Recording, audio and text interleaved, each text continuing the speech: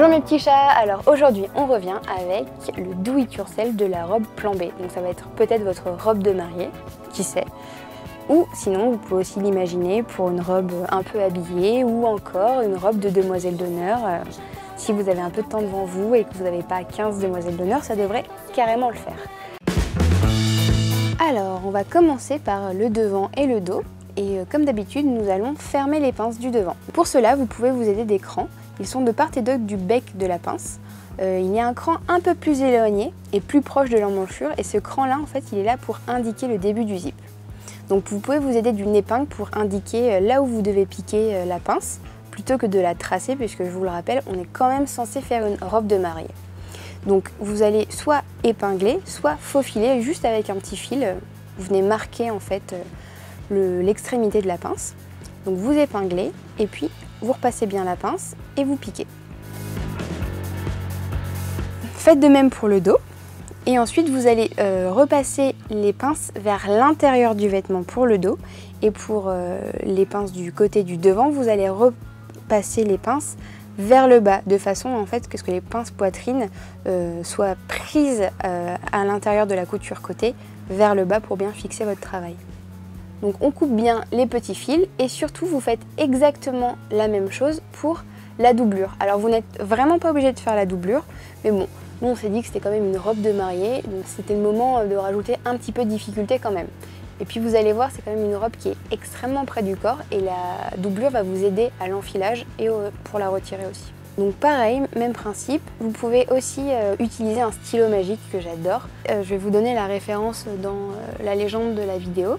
C'est un stylo qui se repasse et une fois que vous mettez de la chaleur dessus, il s'efface. Donc vous pouvez tracer vos pinces et une fois que vous avez piqué, vous pouvez venir repasser et le stylo va s'effacer. C'est complètement magique, c'est du délire, j'adore. Donc une fois que vous avez piqué, vous allez repasser et avant de vous lancer dans l'assemblage du dos et du devant, vous allez terminer en fait votre doublure. Donc pour cela, c'est très simple. Vous allez assembler en fait la propreté de l'encolure avec la doublure. Donc pour ceci, vous allez plier en deux les parties de la doublure et de la propreté pour en fait trouver le milieu et commencer à épingler.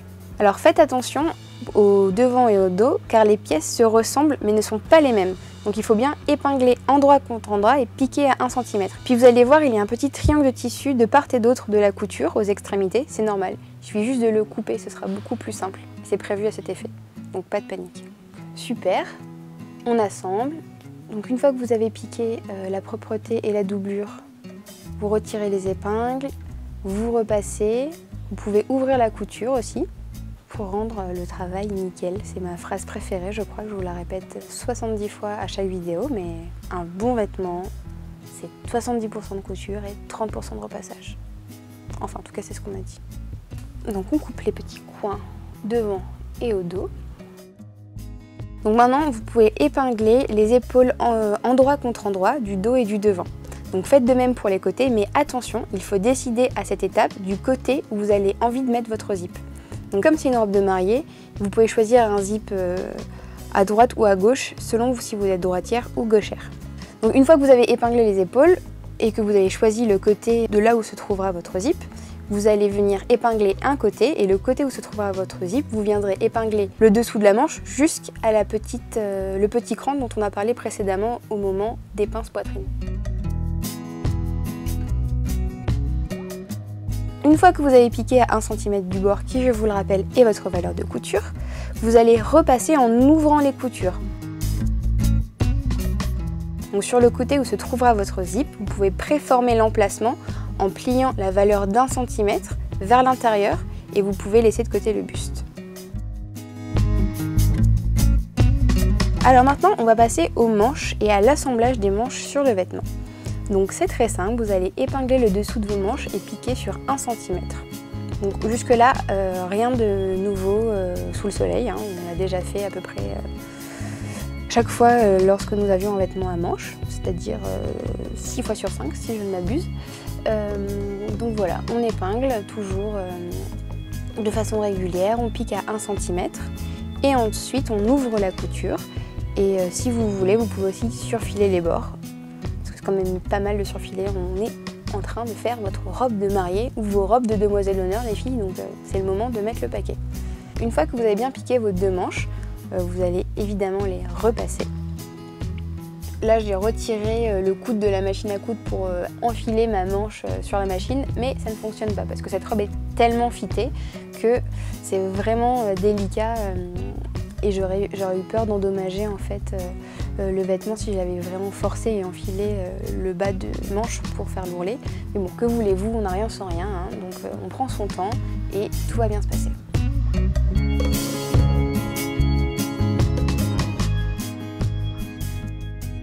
Donc maintenant on va épingler la manche et l'emmanchure. Donc il y a un cran en fait sur le haut de la manche qui devrait coïncider avec la couture épaule du vêtement. Donc une fois que vous avez bien épinglé toute la manche sur l'emmanchure, normalement il n'y a quasiment pas d'embut, donc aucun souci. Même pour les débutantes, vous allez voir, c'est très facile cette étape-là. Donc une fois que vous avez épinglé, vous allez venir piquer à la machine à 1 cm du bord, ça ne change pas.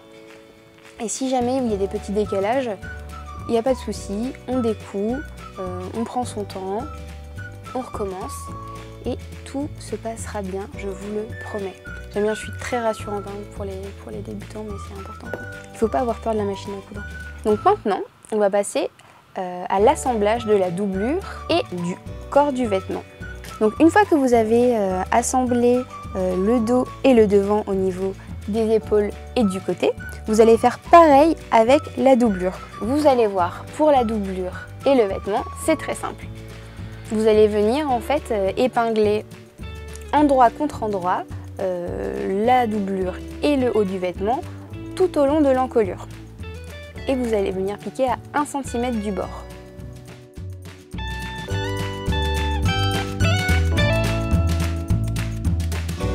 Si vous êtes vraiment des warriors, vous pouvez créer un effet de passe-poil en faisant dépasser un tout petit peu la propreté de la doublure et vous pouvez venir maintenir cette doublure et le devant en faisant une piqûre nervure tout autour de l'encolure.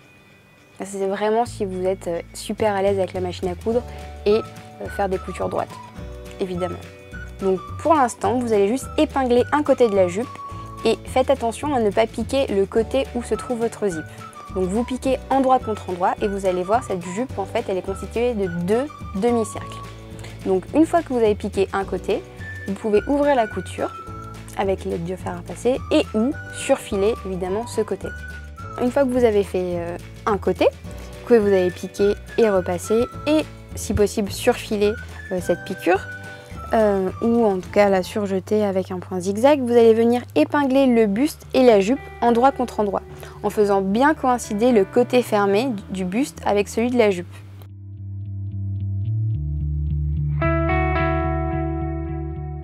Épinglez le tout autour de la taille et piquez à 1 cm. Donc maintenant on va passer au montage du zip. Donc c'est pas très compliqué, vous allez voir, vu que vous avez déjà préformé votre valeur de couture. Vous allez venir épingler l'un des côtés du zip sur la robe endroit contre endroit. Donc il va falloir piquer le plus près possible du zip. Le mieux c'est de faire une première piqûre pour maintenir et d'en refaire une seconde plus proche. Donc n'oubliez pas, c'est vraiment endroit contre endroit, c'est ce qui va faire en fait que votre zip va devenir invisible une fois que vous allez piquer la seconde partie. Passez de l'autre côté du zip et faites de même. Et faites bien attention de faire coïncider la couture en fait avec la ligne de la taille parce que sinon vous risquez de vous retrouver avec une espèce de zip qui gondole et c'est vraiment pas terrible. Donc vérifiez bien que votre zip coulisse, que vous n'avez pas piqué trop près du bord non plus et vous venez de gagner une médaille parce que vous venez de faire votre premier zip invisible. Je vous félicite. C'était pas si compliqué que ça, non? Donc vraiment ce qui est primordial c'est de bien faire coïncider les deux parties du zip. Donc vous pouvez vous y reprendre à plusieurs fois au moment de l'épinglage pour être sûr que votre zip coïncide bien au niveau de la taille. Qu'il n'y ait pas quelques maillons en plus, quelques maillons en moins. Enfin, vous pouvez le fermer, épingler, le réouvrir, enfin, jouer un petit peu avec ce zip pour que tout soit parfait. Et une fois que vous avez terminé, c'est important pour la suite, notamment pour la doublure, vous allez cranter le tissu dans la valeur de couture au niveau là où se termine le zip. Et maintenant vous allez pouvoir épingler et piquer la fin du second côté de la jupe.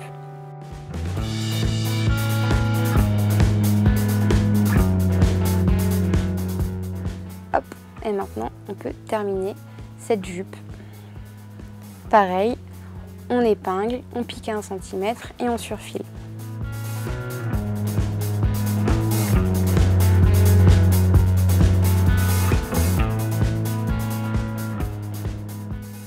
Maintenant, on va passer à la partie, on va dire, la plus complexe de la robe. Mais une fois encore, si vous n'avez pas choisi de doublure, vous pouvez zapper cette étape. Donc maintenant, pour les plus téméraires, vous allez commencer par un des côtés où se trouve le zip. Il faut prendre entre vos doigts la valeur de couture du tissu de la ligne de la taille avec la valeur de couture de la doublure. Donc, une fois que vous avez bien positionner ces deux parties ensemble, vous allez venir les épingler et il faut en fait épingler dans la valeur de couture de la ligne du buste et de la jupe. Jusque là tout va bien, non? Donc vous allez voir, c'est un petit peu fastidieux parce que toute votre robe en fait va se retrousser vers votre zip en fait. Et une fois que vous avez piqué, vous allez venir, une fois que vous avez tout épinglé, vous allez venir piquer à la machine et retirer les épingles et tout va rentrer dans l'ordre, je vous le promets. Donc c'est vrai que ça a l'air chaotique à ce moment-là, mais il n'y a aucun souci. C'est juste une question de bon sens. Et une fois que vous avez piqué et retiré vos épingles, vous allez bien repasser pour rendre votre ligne de taille parfaite, aussi bien à l'extérieur qu'à l'intérieur. Regardez comme c'est beau. Pas mal, hein? Et on va venir terminer en fait la couture de la doublure avec le zip et l'emmanchure. Donc pour l'emmanchure, au niveau des manches, vous allez remarquer que la doublure est un peu plus grande que le vêtement. Donc vous allez pouvoir emprisonner la couture de la manche avec la doublure pour que ce soit plus propre. Et je vous conseille de faire un petit point à la main plutôt qu'à la machine parce que ça fera une finition encore plus délicate et je vous le rappelle encore une fois, faites votre robe de mariée plan B. Une fois que vous avez fait l'emmanchure, vous allez faire de même au niveau de l'ouverture du zip. Donc vous allez plier la doublure sur sa valeur de couture et piquer cette partie-là avec la partie textile du zip. Et pareil, vous piquez à la main, c'est bien plus beau. Vous n'oubliez pas d'accrocher votre étiquette Wear Lemonade et tada! Ou plutôt tan tan tan tan tan tan. Et aujourd'hui, on a un super partenaire pour cette robe Lolita. C'est Singer qui vous offre la possibilité de gagner une machine à coudre, la One Plus, d'une valeur de 849 €, s'il vous plaît. Pour tenter de gagner votre chance, il vous suffit d'acheter votre patron en ligne sur le site wearlemonade.com et peut-être que dans un des 250 patrons, il se trouve le ticket gagnant. Je vous embrasse et je vous dis à très vite.